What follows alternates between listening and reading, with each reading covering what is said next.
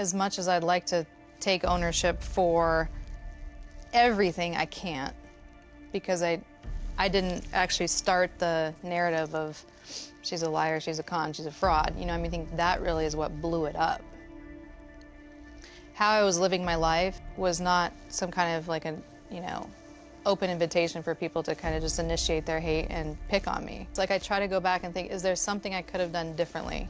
Is there a point where I could have said, this is my whole backstory? I can't go back and point to like one thing that I would have done differently. You haven't answered the question, and if that is your answer, holy God, you don't want that to be your answer. I said, what is your ownership in this? And you said, well, I can't take ownership for all of it. Right. But then you proceeded to take ownership for none of it. You're not a total victim in this. You know the difference between right and wrong. Now, let me tell you something. None of Trump is American. All of his family, all of his wives, everything of him is immigration. His wife is from the Czech Republic. Is he trying to kick her out? No, of course not. His parents aren't American, trying to kick them out? No, they moved illegally. His children, they aren't fully American. They plan to kick him out? Pretty sure that all these people moved here legally, though. Okay, so you're saying that just because... Who can say where the road goes, where the day flows, only time. Let me just say this is a Bernie rally. Try going to like the zoo. Oh, that's a very clever suggestion. Or the depths of hell itself. Have a good day. Sassy. A question for all of you. I guess, what scholastic credibility do any of you have, just coming from a place of having, you know, been in college for a really long time and taking a bunch of environmental studies courses and knowing that, you know, climate change is real, and a big part of climate change is, you know, the United States is, I guess, gluttonous, consumer-driven, you know, abusive, exploitative lives. And I mean, I've heard these things from, and this is what you're being taught. This is called brainwashing, by the way. But anyway, you're being brainwashed. My Somebody needs to disprove global warming. I just want to know who's disproved global warming. Because not the 98% of climate scientists I've heard talk about Okay, it. hang on. Let me answer. Can I answer that one? Okay, you're in college, so I'd say logic will work beautifully with you. If we say that 98%, no, please, sweetie, because actually, this point I really love doing. So No, I can't take anything you said seriously, because you said that washing machines were more liberating than the birth control pill. You don't know anything. You are the least credible human being I've ever, encountered. I know that this is absurd, I just can't help it. I'm sorry, but you're a goddamn idiot. A goddamn idiot. You are. And you're lying through your teeth. And how does it feel? What am I lying about? Feels good to tell the truth. What am I lying about? I've been to Africa. What am I lying You've about? been to Africa? I haven't been to Africa, but that doesn't mean that I don't know but that you've the mortality rate in neighborhoods in Philadelphia are just as bad as places in Africa, alright? Say again? The infant mortality rate in black and brown communities, like in North Philadelphia, is just as high as in many places. Okay, that is factually inaccurate. But can I just do one point, because I think it's worthwhile. Even though I've just been personally insulted, which I think is an extraordinary thing for intelligent people to do if she was talking about academic background. That's not what an open-minded person does. But let's just look at what she said, because I think it's really worthwhile. So she said that 98% of scientists agree that global warming is a major problem, basically. It's what she said, 98% of scientists. Everyone in this room is going to college, so you're going to like the logic of this. If you say 98% of something, there must be 100%. So somewhere there must be a list. There must be a list of all the scientists that exist. My first challenge to this lady is to give me the list of every scientist that exists in the world. Because if they do, that's how you can use the word 98%.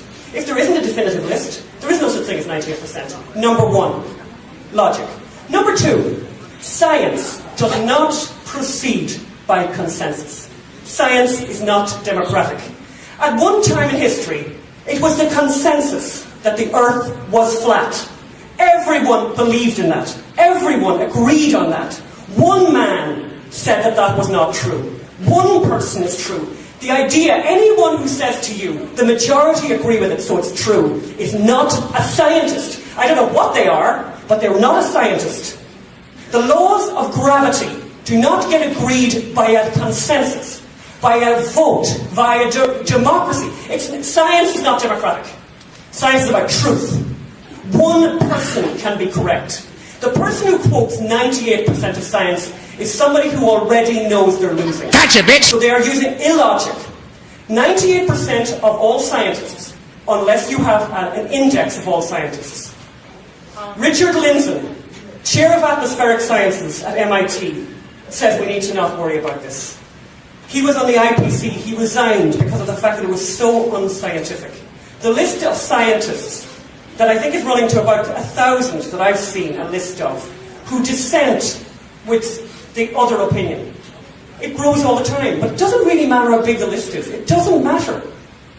Because the truth is the truth, and it's not done by majority. We can't all vote in this room about the laws of physics and make it right.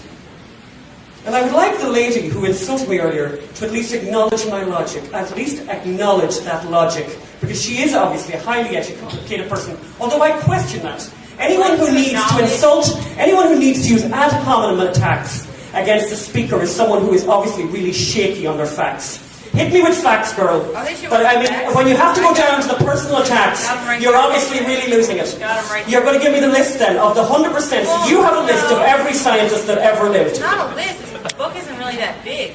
But I do have some notes about the IPCC, which is the Intergovernmental Panel on Climate Change. Intergovernmental, not interscientific. It's a governmental panel. It's not scientific.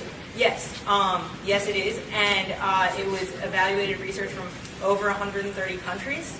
Great. Some of them were actually part of the European Union, and you know the European Union. What about the European Union? Like, I'm just saying they use a lot of really great, I don't know, really great what? Sustainable energy. Oh my God! Okay. Are you sure about that? I have to stop you on that. In Spain, do you know what the unemployment rate in Spain is? Where they have this wonderful, which was the poster child for renewable energy, Spain. They have over 20% unemployment. And how many of them have health care and get to eat food all the time because their government takes care of them? Just curious. Yeah. Enlighten me. Well, I can tell you one. Well, I can tell you one. Well, You're about the only person in the world who thinks that the European experiment is a success. They have no money. They're being bailed out by everyone. The whole thing is falling to pieces.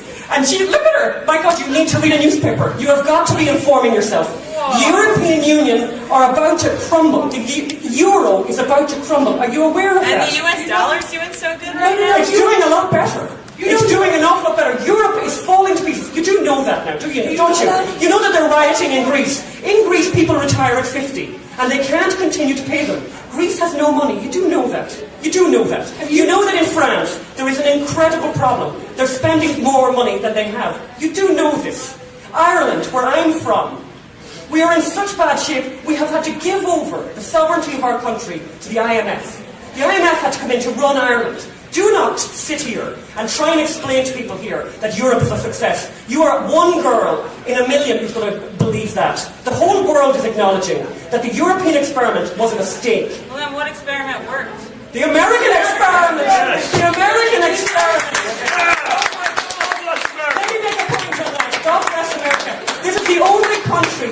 Everyone's trying to come here. I don't think Cubans are stupid, by the way. Cubans swim with sharks to get to this country. and they're drilling for oil.